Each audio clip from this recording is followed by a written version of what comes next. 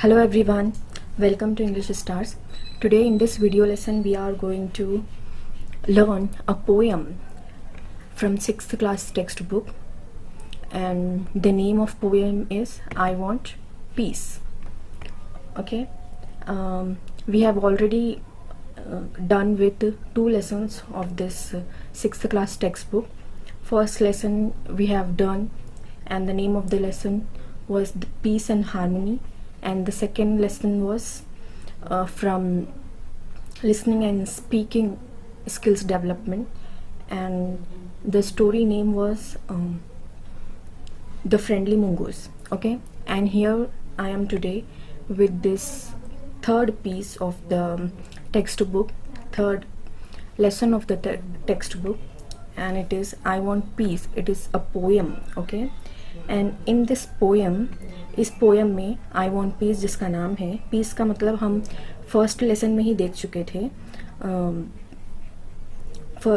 Piece का मतलब होता है अमन, शांति.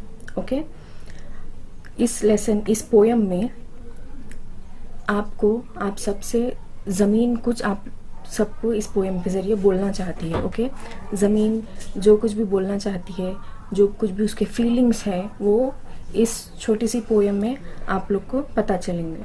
Okay, so let's start. First let's understand what does this title means. Okay, I want piece.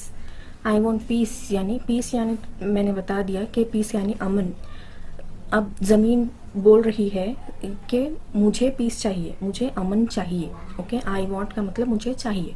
तो यहाँ पर ज़मीन बोल रही है कि मुझे पीस चाहिए, मुझे शांति चाहिए. Okay, now this first line, I am big and round.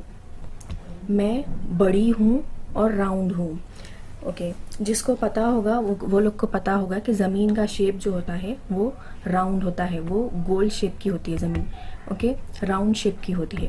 Okay, जिसको नहीं पता है मैं यहाँ पर बता रही हूँ, ऐसे शेप की राउंड शेप की होती है. यहाँ पर भी आप लोग देख सकते हैं ग्लोब का जो पिक्चर है, ये एक्चुअली हमारा पूरा अर्थ है. ओके, ये इसका पिक्चर है और ज़मीन गोल शेप की होती है. ओके, और आई एम बिग. बिग से क्या मतलब है यहाँ पर ज़मीन का?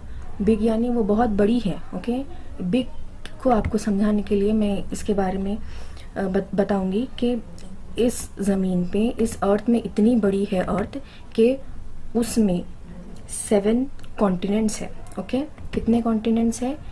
7 कॉन्टिनेंट्स है प्लस 195 कंट्रीज़ है. Okay, 7 continents, 195 countries. ये पूरे कॉन्टिनेंट्स के कंट्रीज़ अगर हम काउंट करेंगे तो 195 है. ओके, और पॉपुलेशन पूरे वर्ल्ड की 7.8 बिलियन है.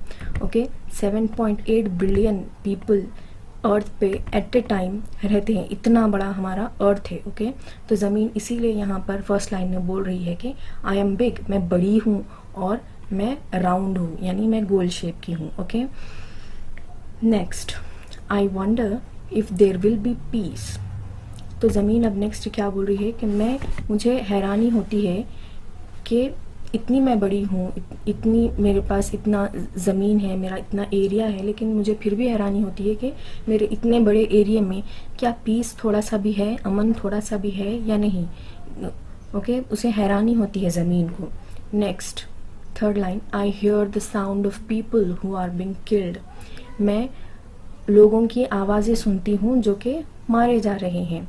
मैं लोगों की रोने की आवाज़ सुनती हूँ, मैं लोगों की चीख और पुकारा सुनती हूँ जो कि कत्ल किए जा रहे हैं, मारे जा रहे हैं. ओके, कहाँ पर मारे जा रहे हैं? वॉर्स में मारे जा रहे हैं वो लोग, बॉम्ब ब्लास्ट में मारे जा रहे हैं, रियॉट्स में, दंगे फसाद, इसमें मारे जा रहे हैं, मर्डर्स कर रहे हैं एक दूसरे का. ओके, इसमें लोग एक दूसरे को मार रहे हैं और ज़मीन बोल रही है कि मैं उन सब की आवाज़ें सुनती हूँ, मैं उन सब की रोने की आवाज़ें मुझे सुनाई देती है. Next, I see the people crying for life. मैं लोगों को देखती हूँ, ऐसे लोगों को देखती हूँ जो कि अपनी ज़िंदगी के लिए रो रहे हैं. वो लोग मौत के सामने ठहर कर, ऐसी सिचुएशंस में जहाँ पर वो लोग का मर्डर हो रहा है, जहाँ पर वो लोग मारे जा रहे हैं और वो लोग अपनी लाइफ के लिए रो रहे हैं. ओके, उनकी सेफ्टी के लिए रो रहे हैं. अभी आप लोग को पता ही होगा कि कोरोना चल रहा है. ओके, इस बीमारी में भी लोग अपनी जान के लिए, अपनी सेफ्टी के लिए रो रहे हैं। ओके, तो ज़मीन बोल रही है कि मैं लोगों को रोता हुआ देखती हूँ अपनी ज़िंदगी के लिए। Okay, I want to help the poor people. ज़मीन फिर नेक्स्ट अर्थ बोल रही है कि मैं इन सब की, इन बेचारे लोगों की मैं मदद करना चाहती हूँ, मैं इन सब की मदद करना चाहती हूँ जो रो रहे हैं, जो कि मारे जा रहे हैं, जो परेशान हैं, मैं इन सब की मदद करना चाहती हूँ। आई एम बिग एंड राउंड, मैं बड़ी हूँ और राउंड हूँ, यानी राउंड शेप की हूँ। Okay, next, I feel the weight of सोरो ऑन मी। ओके, अब ज़मीन को किसका वेट महसूस हो रहा है? ज़मीन को तो एक्चुअली माउंटेन्स का वेट महसूस करना चाहिए। माउंटेन्स बड़े बड़े होते हैं ना, माउंटेन्स। ओके, ज़मीन को माउंटेन्स का वेट महसूस नहीं हो रहा है, बल्कि ना ही ज़मीन को हमारा 7.8 बिलियन पीपल का वेट वो महसूस कर रही है, बल्कि उसको तो वेट सौरों का, सौरों यानी गम। ओके, लोगों का जो गम है उसका वेट ज़मीन महसूस करती है। ओके, यहाँ पर ज़मीन हमारे गम को महसूस करती है और उसका वेट उसको बहुत ज़्यादा दिखाई दे रहा है। ओके, किसी पहाड़ के वेट से भी ज़्यादा ज़मीन को हमारे गमों का वेट दिखाई दे रहा है। Okay, next, I touch the feelings of the people.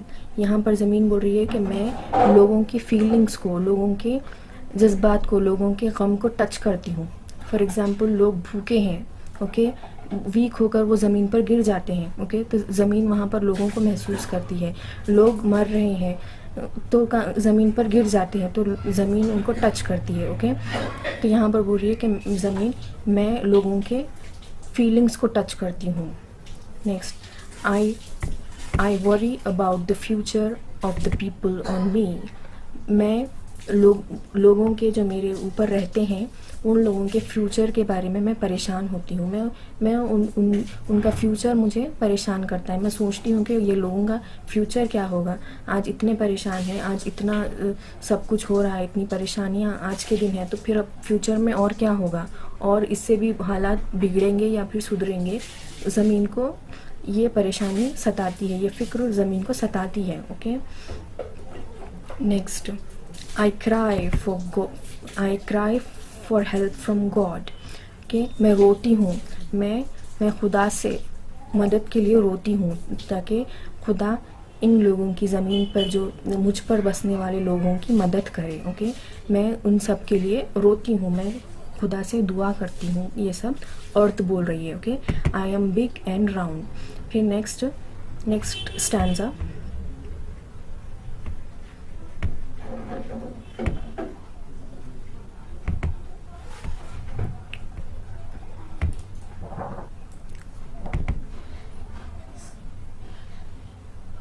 I am big and round, मैं बड़ी हूँ और राउंड हूँ।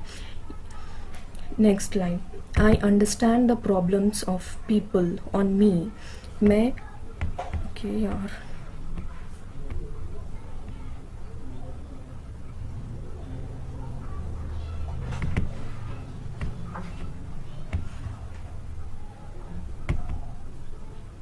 आई एम बिग एंड राउंड, मैं बड़ी हूँ और गोल हूँ।